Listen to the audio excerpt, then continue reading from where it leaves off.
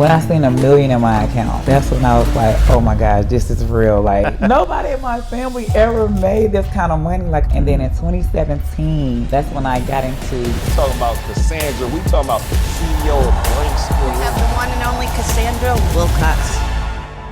Take us way back. So I come from a small town called McRae, Georgia. Raised by a single mom of 7 kids. Wow. Didn't graduate from high school, so all I could get was like temp service jobs, working in a warehouse. When I got into making custom t-shirts, when I hit my first $1,000 in a week, I felt like I was rich. I'm like, $1,000, like I can do it. What if I quit and do this full time? So that's what I did. Worst decision I ever made. You got evicted? Yeah. Me and my son moved into a hotel for about 4 months. So you went from being evicted in 2019 to being a multimillionaire. Literally in 2020 when COVID picked up. I created my first Facebook group community. I started out selling inventory. Then they wanted me to drop my own paper and ink line. Can you show us how to make tumblers? Can we learn how to set up our Shopify website, our LLC? It's more than just t-shirts at this point. We're gonna show you how to turn it into an actual business. You guys have a live event coming up soon called The Passion to Profits. I want to help other people build their following, build their community, and show them how to keep it engaged. Anybody that's an entrepreneur, they got a skill. I want to show them how to build community.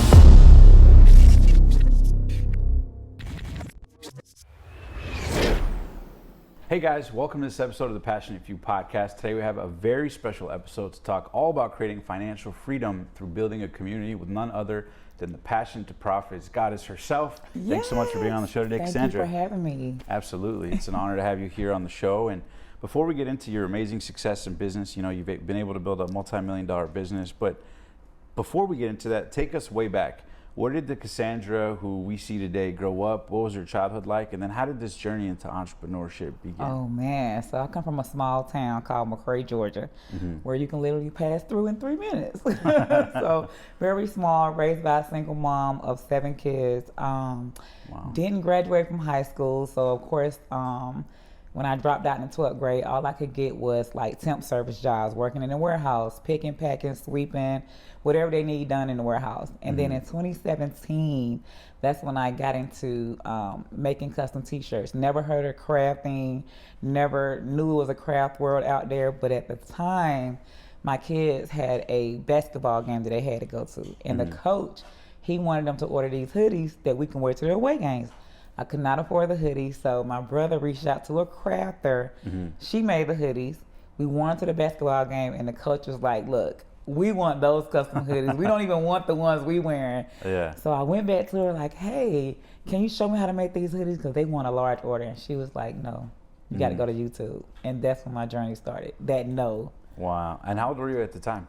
It was 2017. Look, after 35, I lose count. Yeah. I get it. So I was probably it was definitely my 30s. Definitely my 30s. Yeah. And were you at that time, like, were you doing entrepreneurship at all, or trying? Never. So that was your first foray into it whatsoever. Never came from an entrepreneur background. My mom worked warehouse jobs. My grandma worked warehouse jobs. So we never came from that type of background to even know what entrepreneurship was. Wow. And then so after that order, what happens next? You guys make a batch, or where does the light bulb go off where you go, maybe there's a business here? So just by seeing the demand of what the coach wanted for the entire team and her saying that, okay, I can't help you make the hoodies, I just went to YouTube. But it took me a whole year to master making the hoodies and t-shirts, because I felt like if I would have just learned from somebody that was already doing it, I could have got there a lot faster, but I didn't. So I just took the whole year just mastering how to make t-shirts, using my Cricut machine, silhouette machine, my heat press, looking at the different supplies, material, the vinyls, like the different fabrics. So I just took a year to just master it before I started selling it. And then where did you start, like, turn it into a business, or how does money start to kind of roll in, or you get your first couple sales? I got my first couple of sales around 2018, but it still wasn't enough. It was kind of like a hobby. But then in 2019, that's when the customers I was selling to, they wanted a different type of shirts, which is what we call sublimation shirts. So it's where you take special printer, a special paper, special ink, you run a design through the printer on the paper, and when you press it to polyester fabric, using a heat press, the image sinks inside the shirt. So you probably seen them, like if people go to funerals, they have these shirts with the mother on there, the son, the faces with the wings. That is what's called sublimation. So when I tapped into that, that's when my business took off. and I hit my first $1,000 in a week. Wow. Yes. And then little by little, you kept doing it, or how do you start diversifying, or what's happening in your mind at that point? That must have been exciting. I feel like I was rich. I'm like, $1,000, like I can do it. But I was working a 9 to 5 then. But I felt like if I'm making this kind of money while working, what if I quit and do this full time? So that's what I did. Worst decision I ever made. Why? What happened? I quit, and then the sales got slow. Like nobody was buying t-shirts 24/7, 365. Like we only have those seasons where they buy them during football season, Christmas, but it's not like a all day, everyday business. So I was sitting at home, bills wasn't getting paid, and I'm like, what else can I do? And that's when the light bulb switched off. What if I sell the inventory that I have, making custom t-shirts, but I sell it to other crafters like me? So I went from B2C to now I'm going B2B. But I didn't have anybody to sell this inventory to, so I created my first Facebook group community. And then the Facebook group community was to get crafters in there. Inside of there. So everybody that I knew that made t-shirts, I invited them over. Like, hey, come join my free community. I'm about to start going live, teaching you guys what I know. Like, come join my free group. And it just... And how did you know that would work? Because it's really interesting. A lot of people nowadays talk about communities and building community, but at that time, it wasn't as popular. You know, how did you approach that, or how did you find people to join it, or like where was your inspiration from at that time? So when I went to YouTube, there was a guy on YouTube teaching sublimation, and then he said, hey, if you want to learn more, join my free Facebook group community. I'm like, oh. And when I joined, like, I didn't know it was like this big world of crafters in there sharing information, showing how they make their t-shirts, the different techniques. So I knew then when I start my Facebook group, I want to mimic what he did. And that's exactly what I did. I even reached out to him and said, hey, this is what I have going on. I just quit my job. It's slow for me. Like, do you mind giving me a shout out? And because he already had a large community, he shouted my group out, and a lot of his audience came over there where I was at. Wow. And then you start charging right away, or when do you start seeing the business opportunity? No, so in order for me to even sell this inventory, I thought that people that was buying it supposed to automatically know how to use it. But they didn't. They was like, well, I'll support you, but can you show me how to do it? That's when I started going live for free. So I did a whole year worth of just free classes in order for them to buy the inventory. But of course, when you got community, they're going to tell you what else they want. So with the inventory, when you're making t-shirts, you also need sublimation paper and sublimation ink.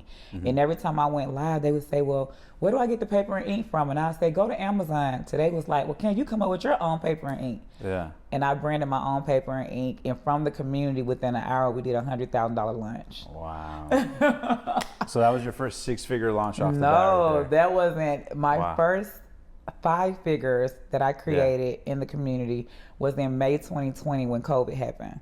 So I had the inventory on hand. COVID mandated the mask, basically. We had to wear masks. But as a creative, you don't want to wear no regular white mask. You like, look, can you show us how to customize it? And we're going to sell it to our customers with their faces, their logos. And everybody's been buying them at that time. Everybody buying the mask. But a lot of crafters, well, a lot of creators that was selling the inventory didn't just have masks on hand. I already had a lot of inventory. So based off the inventory I had, and of course I bought more inventory, I was able to do $86K in May for the entire month. But just from that inventory, and like I said, them saying, well, can you now sell paper? Like everything my community asked, I'm coming out with it. And when I dropped the paper, that's when I did my $100,000 hour. That's amazing. And I think that goes to speak about the power of community, right? Yes. Because sometimes people go into it with the intent to do X, Y, Z, when in reality, if you're just like providing value, they will tell you what they want to buy. They will tell you what they want to get.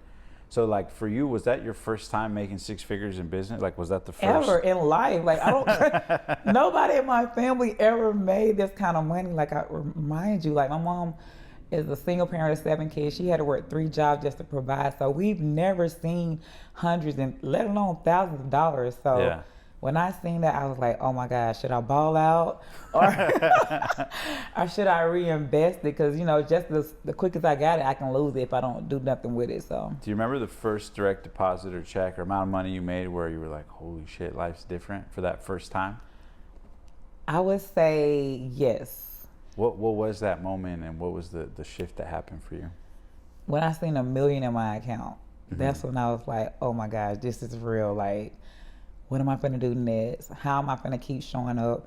Do I remain humble? Do I ball out? Like all of Yeah. these things just running through my head because I've just never been here. And that's when I was like, okay, I want to give back to my community. So just from the money I was having, now I'm doing a lot of giveaways like heat presses, printers.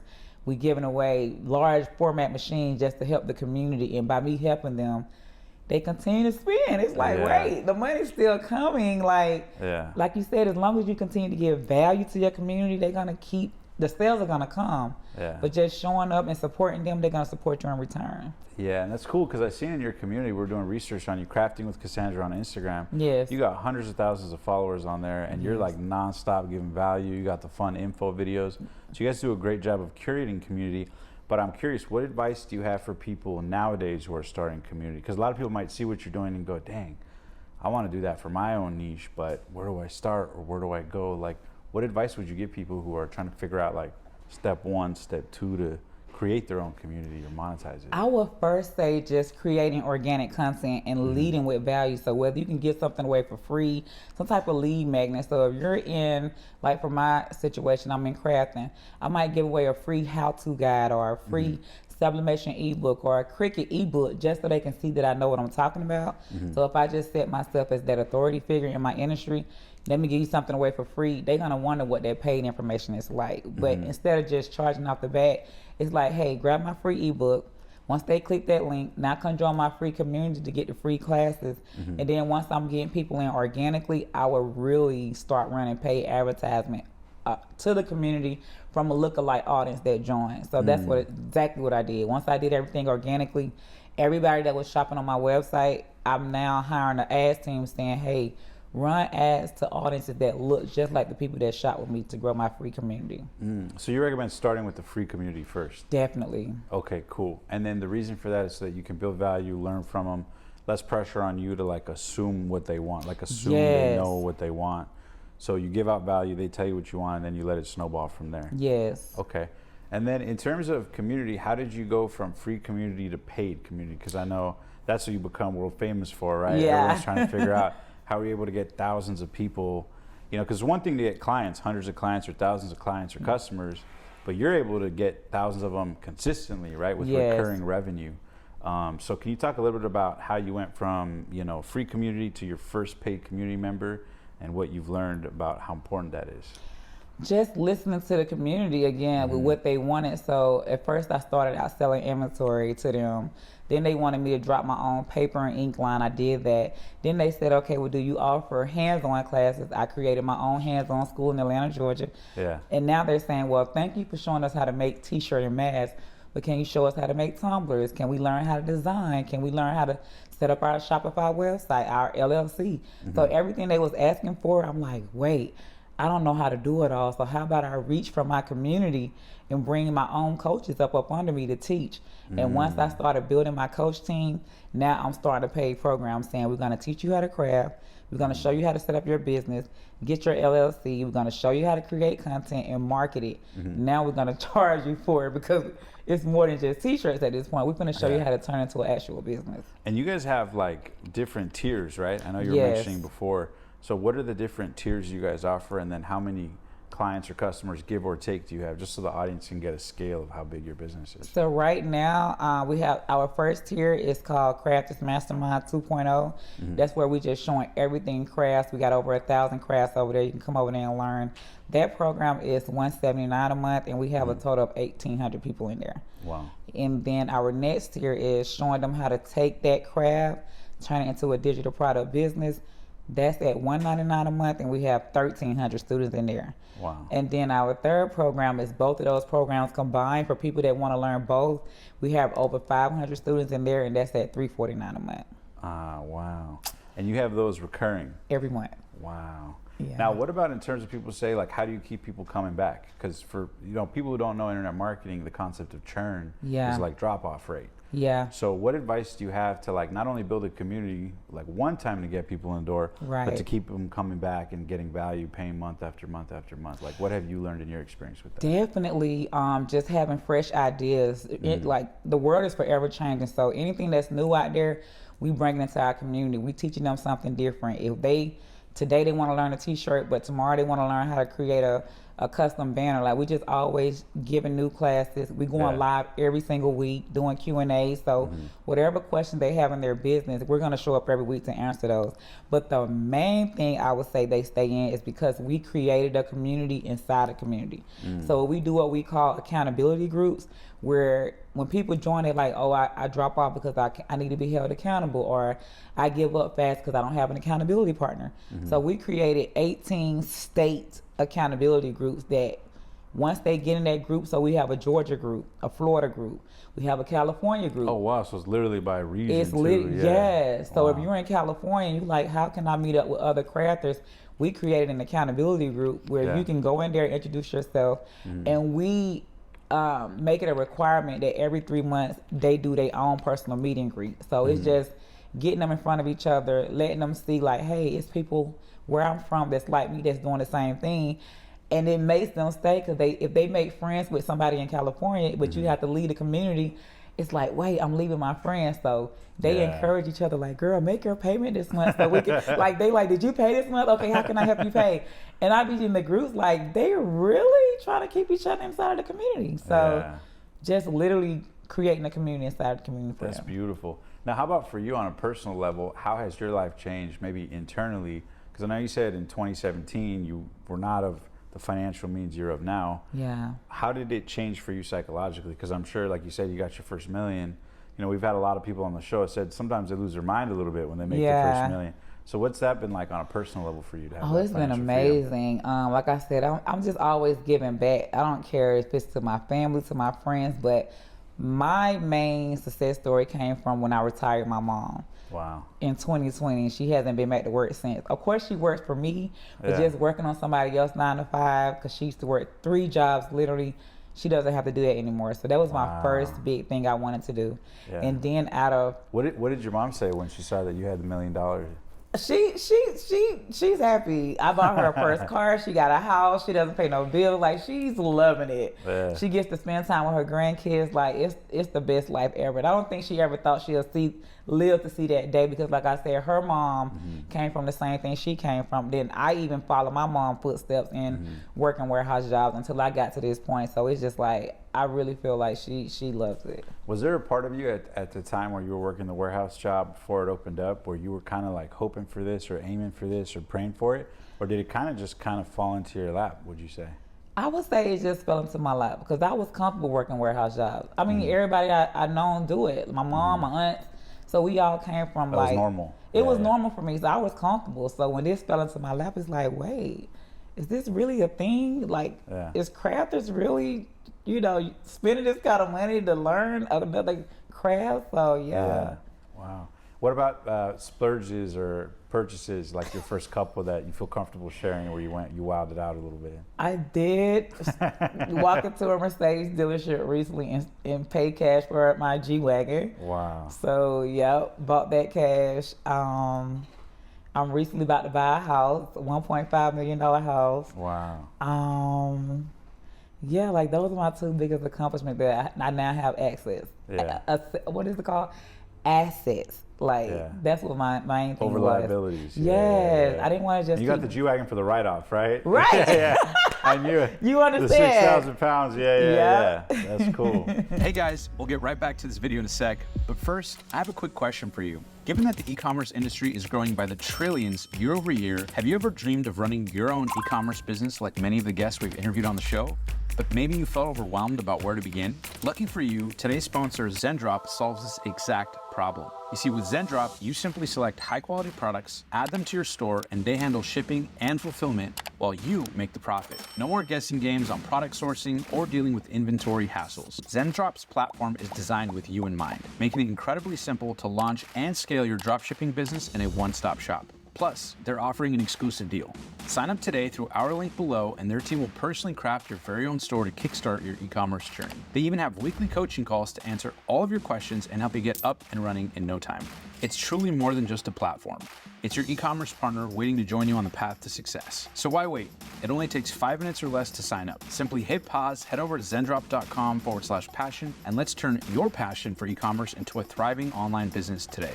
Thank you to Zendrop for sponsoring this video. Now let's get back to the show. Now, in terms of your clients too, like I know like a big thing you're known for is like your success stories. Yes. Because you've had a lot of clients from different niches, some outside of even the arts or crafts sometimes. Yes. But can you talk a little bit about some of the success stories you've seen? Because one thing to do it for yourself, but the reason you're like more and more people are starting to know about you is because you've been able to help others have some big success. So what are some of the most interesting niches you've seen of people building community or actually having success that other people might feel like, oh wow, I didn't know, like you know, my weird passion, there's like a world of people that will pay me to learn this stuff. Like what are some other niches you've seen like that? Right now, like my main target audience is creatives and crafters.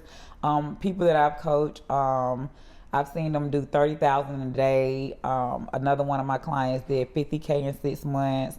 Just letting them see that they can do it just like I did it. It was just like unbelievable, because I first thought, am I the only one that can create this kind of income? But just by sharing the information I shared with them and them applying it, it's like, wait, I did 30K in a day. Or even like my craft students, they get their first warehouse or their first storefront, like just from the information I'm giving. So yeah. What about the biggest misconception that people may have of what, you know, being on your side of the fence of success looks like? Because I'm sure there's a lot of people who see what you're doing and think, oh, maybe it's easy for Cassandra to do it, or she's so good at this or that. Right. But from your perspective, for somebody watching this, maybe the version of you who was working at the warehouse in 2017, what advice would you give that person who's like looking for answers, trying to figure out how to make their own business thing work? I would definitely say always share your journey. Like I've always shared my journey from the ups and the downs. Yeah, like when I got into the hotel, when I got evicted, I was going live from the hotel. Like, yep. You got evicted? Yeah. From a hotel? No. Tell us that story. So in 2019, when I quit my job full time, and then I got into B2B, I still didn't know how to price my inventory. So I was pricing just for selling versus profits. Yeah. So when I got evicted from that apartment, me and my son moved into a hotel for about 4 months. No way. Yeah, because I had quit my job to make t-shirts full time. So you went from being evicted in 2019 to being a multimillionaire. Literally in 2020 when COVID picked up, yes. Wow. So I always share that journey. Like I went live, like, yeah, you guys, I'm struggling today. Like I'm very transparent with my audience. And So you went live like same day? No, not the same day, but just when I moved into the hotel with my heat press, I'm going live teaching them, but I'm doing it from a hotel. So they like, you still showing up? Ain't you you homeless? Okay, don't worry about that. We teaching today. So to see that, like why should we follow you and you're homeless? Don't worry about that. And for them to see that then and to now, it's like, wait, she's always showed us the background, everything that was going on behind the scenes. So I'm just proud of where she at now, and it makes them appreciate the journey more, because you didn't just pop out when you had it. You been here since you didn't have it. But my main thing I tell them is just be yourself, and your tribe will find you. Because I always tell them, like, I dropped out into 12th grade. So I don't talk like I'm from Harvard or Clarkson, whatever. Like the way I talk, my people love me. So even when I'm running ads, emails, in my messaging, I tell my team, talk just like me so they know exactly who I am. Don't try to talk like anything you're not. So I'm telling them that when you get on live or you get on camera or you build a community, make sure you be yourself. So the people that love you for you is going to be the one that find you.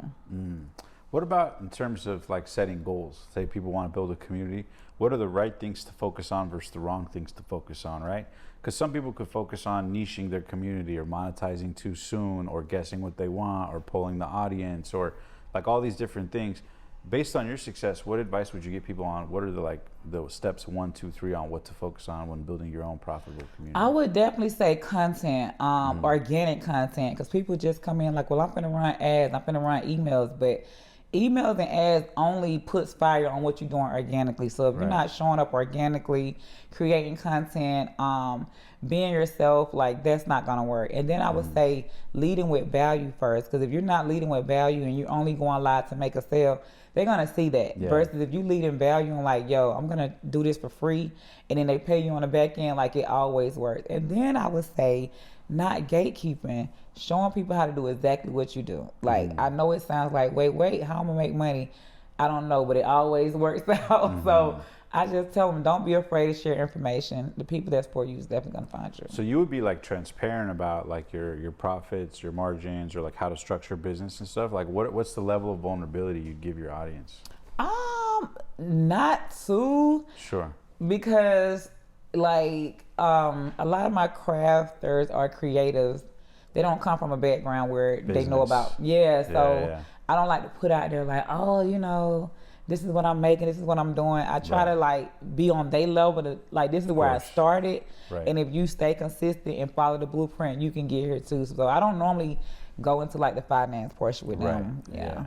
And then in terms of the live events, I know you have trainings and stuff like that. Yes. You guys have one coming up soon called the Passion to Profits Lab, I imagine. It's called. Now, can you talk a little bit about that, who it's for, and what you guys aim to help people with? So it would definitely be for creatives or really any entrepreneur. So the goal here is just to help you discover your skill, show you how to create community around that skill, and then get your community to give you monthly recurring revenue. So that's the whole part of the challenge. It's gonna last for a couple of weeks. And then when it opens up, I'm gonna just show them my exact blueprint of what I did to build community and how I'm able to keep, like I said, you know, over 3,000 people inside of a monthly community paying every month. So that's the goal, is for them to just help them discover their skill and figure out how to turn it into recurring revenue. I love that. What's the question you get asked the most from your community? Because I'm sure you get hundreds of questions, but what's like the most common or the biggest limiting belief you feel like most people have that they kind of I can't afford it. They love saying that, but I'm always transparent on how, and I tell them like, yo, I've invested over 6 figures in personal development. Like the reason I even know what I know now is because when I got to a certain level, I had to invest in the coach. So if your coach don't have a coach, why are they even coaching you? So I'm very just always open with them, letting them know like, hey, I just joined this program. Look what I learned, and I'm gonna teach you guys. I just joined this program. So just showing them like how to keep investing in themselves, because YouTube is only going to get you so far. Everybody want to go to YouTube for the free information, but you need to get up on the people that's already doing it to help you get there a lot faster. And that's something I wish I could have done before the girl told me no. Like if I could have just learned from her, I could have got there a lot faster. But I'm glad I didn't, because now I know what I know now. Yeah, that's true. And in terms of the landscape of community, you know, there's a lot of platforms like School, Circle. Yes. What about the softwares? Like, what are your thoughts on the different platforms? Which ones do you like? Which ones do you recommend people typically use? I know some people use Facebook groups. Right. Like, what's your best advice when it comes to stuff like that? I was very big on Facebook groups, but Facebook groups, after you build such a large audience, because we have like over 100,000 members, your posts don't reach everybody. So it's like the bigger your audience grow, like it just kind of waters it down. But what I recently found out was this app called School and Go High Level. Like we use both of those. Oh my gosh, such a game changer. Like soon as people join, like you can send out a post and it alerts everybody in the community. And I have found, send them an email and email, like as soon as they get it sends them a DM, so it feels like more intimate, more personal. So we're in the process of migrating our Facebook group community over to these 2 platforms. So but I would say definitely School and High Level. Go High Level. What about in terms of the landscape of how you see communities changing, right? Like there's a lot of talk about more and more people joining. I think Jason Derulo just made his own school community. Really? So you're starting to see a lot more, not just entrepreneurship communities, but like fan pages, right? Like the clean only fans, so to speak, right? Like the communities of people who are celebrities, artists, creators, business people, etc. But how do you recommend people stick out then? And the reason I ask this is because you see more and more people getting into it. Yeah. But they go, well, Cassandra's already doing a crafts thing. Who's going to join my group? Or this guy's doing that, or this person's doing that. What advice would you have to somebody who has limited beliefs like that? Definitely just, I say just start, but understanding your audience and learning, like knowing what keeps them engaged. Cause that's what I'm going through now. Like my school app, I want to say it's been up about 72 hours and we already got almost 5,000 members in there. Wow. And all I'm doing is I'm in there a lot though, but I'm keeping them engaged. Like what do y'all need help with? Like, I'm trying to see what's that next thing that I need to be doing. So definitely heavy on the engagement and yeah, just, you know, answering questions, getting to know them personally. Yeah. That's awesome. Now, what about when it comes to you as you see the future of your business, the future of where you want to go?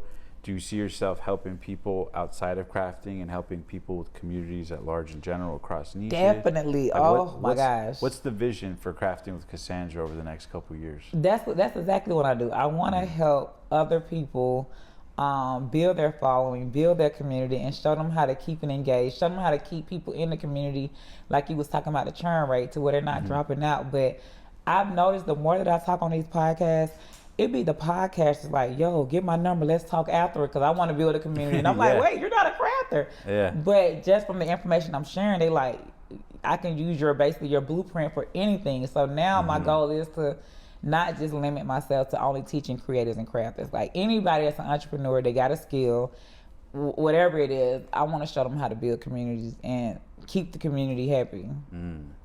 Okay, and then I have some fun personal questions on the business side. Okay. And we ask every CEO. So we've interviewed everyone from 7, 8, 9-figure, 10-figure, billion-dollar entrepreneurs. One of the things we always ask are, what are the recent lessons you've learned in business, and maybe a recent mistake that you course corrected and learned from too? Just so the audience can see in real time that you guys are also dealing with, you know, stuff where it's like, oh, I need to fix that, I need to get better at this. So what are current challenges or lessons you've learned or relearned in business?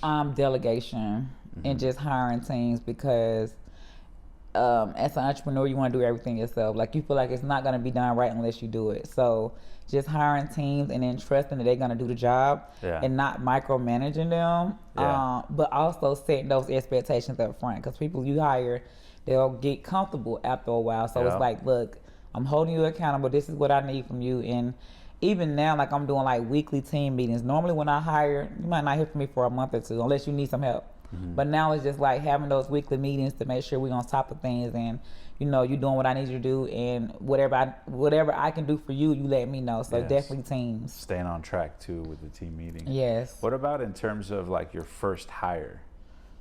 Like, was it an assistant? I know you got Keisha and Kevin in the house.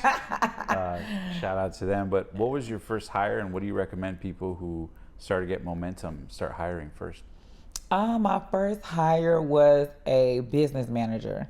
So basically where they look at the whole part of the business. So I sell products, I sell digital products, I sell classes, and just figuring out like what should I focus on first, how we can, you know, multiply the revenue in all the different areas of the business. So that was my first hire. And then the second hire was an ads team, an email team. So everything I was doing was organically. But organic only got me so far. So once I started making more money, I'm like, I want to reach more people. I want to reach a bigger audience. How do we run ads? How do we run emails? How do we keep it going to where we're nurturing them every week, giving them new information, educating them more to keep them inside of the community? So that was my second hire. And then my third hire, it was my family. So I ended up hiring like 5 out of my 6 siblings. How do you like working with family? I love it. Like people be like, I can't work with my family. I'm like, that's your family. Like my family's been working with me for years, and not for me, I say with me, because we are a team. So, but I have a whole warehouse, and I literally haven't been in there for a year or so, because they run the whole operation. So on a personal level, what does that feel like to go from a couple years ago, you know, maybe struggling a little bit financially, to now retiring your mom, helping your family out? What does that feel like for you? You know what? And I tell everybody this, I'm just being honest, I have not slowed down to soak it all in.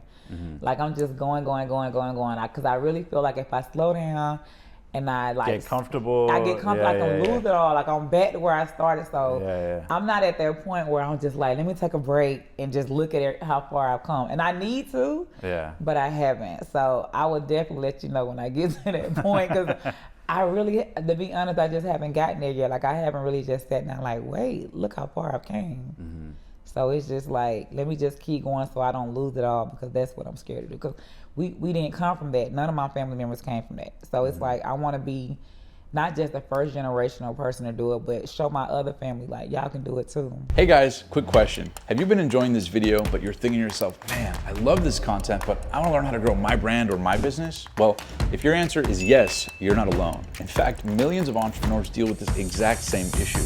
And it's something that I've learned the answer to from interviewing 7, 8, and 9-figure entrepreneurs around the world.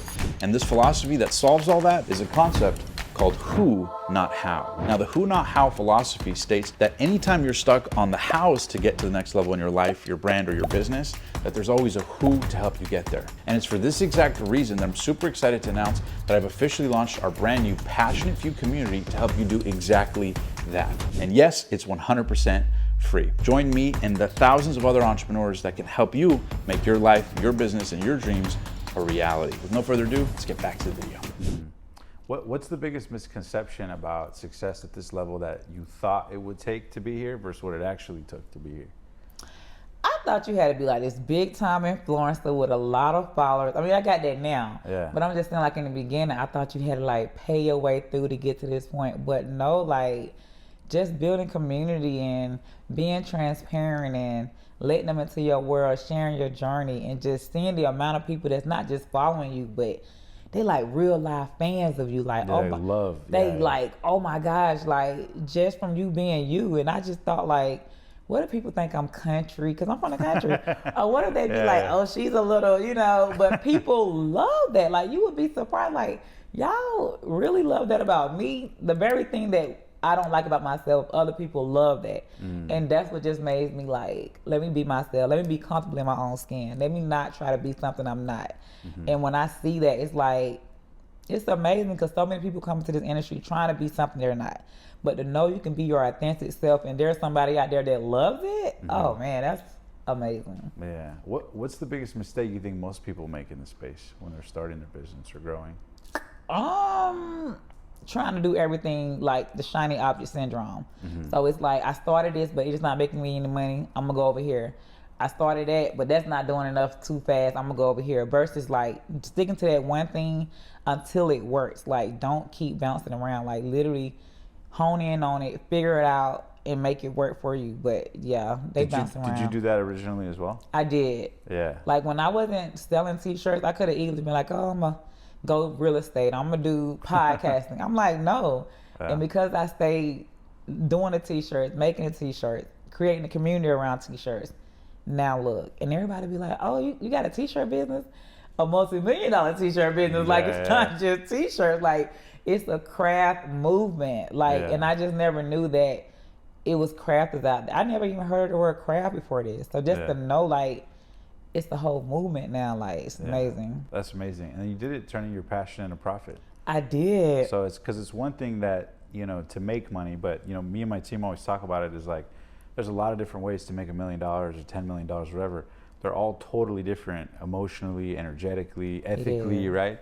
So to do it while doing something you enjoy, I think that's the real gift of life, you know, while contributing to others at the same time. Yes. So that's pretty amazing you've been able to do that. Thank you. What advice, before we wrap up here, I want to give a quick question. Then at the end of every interview, we play a quick game called First Things First. So the way the game works is we rifle off a quick word or phrase, and kind of like a word relation game, you just say back the first word or phrase that comes to mind. Okay. That makes sense? Okay. But before we get into that, I'm gonna give you one quick question for the game. Okay. Is for somebody listening right now, maybe the younger version of Cassandra who is trying to find their niche, trying to find their business, maybe someone who's struggling right now financially, men or women around the world. I'm sure you help people of all ages, right? Yeah. What advice would you give people to get unstuck? Maybe they're weighted down by their relationships or their finances, their limiting beliefs, failures, their age, right? Whatever the insecurities we all have, who maybe have a dream and are listening to this and inspired and want to do something but feel stuck.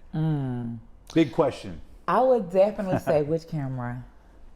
I would definitely say, don't take no for an answer.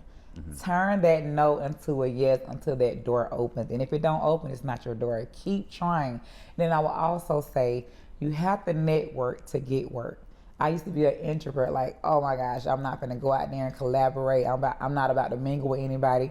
But because I got into these different rooms, because I started networking, I was able to find my tribe and get around people that can help me get to the level a lot faster versus going to YouTube. Nothing wrong with YouTube, but definitely make sure you are networking to get work.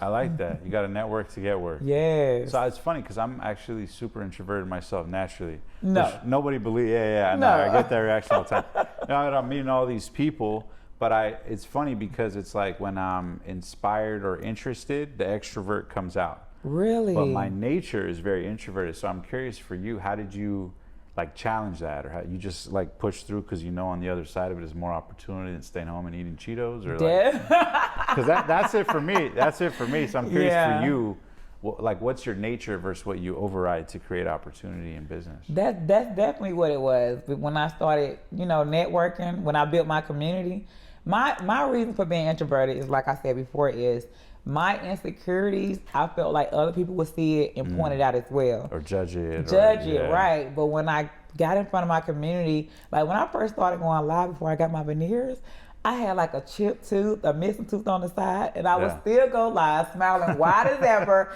And that was like, they love me for that. So I'm like, wait, I'm the only one really, I'm my worst critic. Yeah. So let me just get out of my own comfort zone and show up and just be myself. And like I said, the right people are gonna find you. And now, when they see my teeth, they be like, I remember when you had the chipped tooth in the side. Like, yeah, I showed them from the beginning to where I'm at now, and they just appreciate it more. So I would just say, stop being your own worst critic. Because the reason you're introverted is something deep down inside that you feel about yourself, and you feel like when you go around other people, they're gonna see it too, but it's the total opposite. Like whatever that thing is you don't like, they love it. And they be like, what? This is weird, but I love it too. That's beautiful. That's well put. All right, now before we wrap up, we play this quick little game. Okay. All right, so first things first. You ready? Yeah. So the only rule of the game, again, it's just the first word or phrase that comes to mind. Okay. The only rule of the game is that you can't repeat yourself twice. Okay. Make sense? Yeah. You ready? You look nervous. Because I don't know what I'm going to say. Well, okay, let's try it. All right, let's do it. All right, first word, financial freedom. You said I can't repeat myself twice. Yeah. And how you supposed to? So the first word or phrase that comes to mind.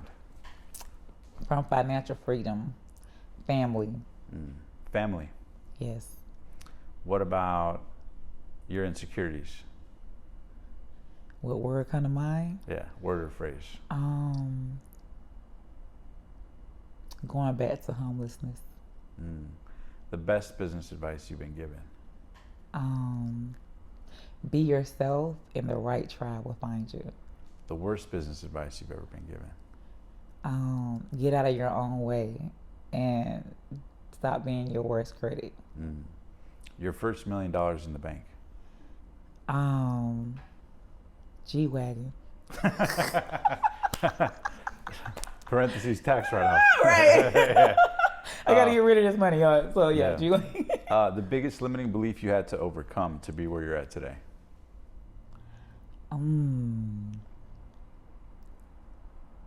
It don't matter where you started, it's how you finish. Because I had 2 kids by the age of 18, dropped out of 12th grade, and the world told me you would never be nothing. So now to see that I'm where I'm at, even though where I started, so it don't matter how you start, it's how you finish. Fear.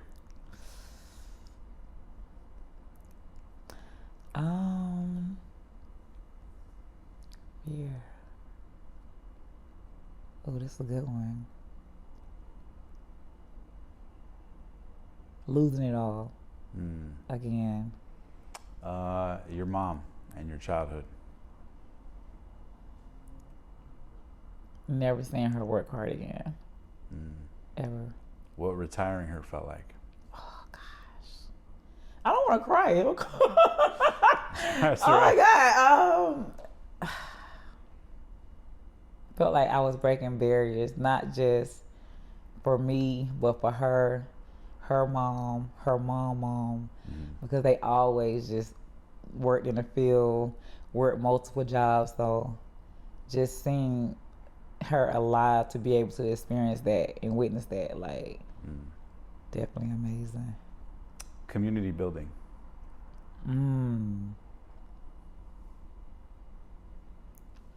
Community building.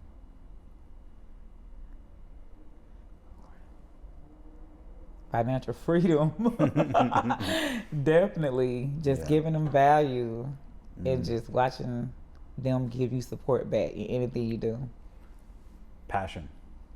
Profit. Hey. I like that. That was a perfect last one. Yeah. All right. And then last one is your Passion and Profits event and where people can find you on social media if they want to learn more about your story and what you're doing. Definitely follow me on Crafting with Cassandra on YouTube, TikTok, Facebook, and Instagram. And don't forget to join our free masterclass at passiontoprofitsclass.com. Awesome. And we'll put those links down below. Thank you guys so much for tuning in. Cassandra, it's been a pleasure. Thank you for having me. Thanks so much for being on the show. Till next time, guys, live strong, live with passion, and go build that community. We'll see you guys on the next inspiring episode.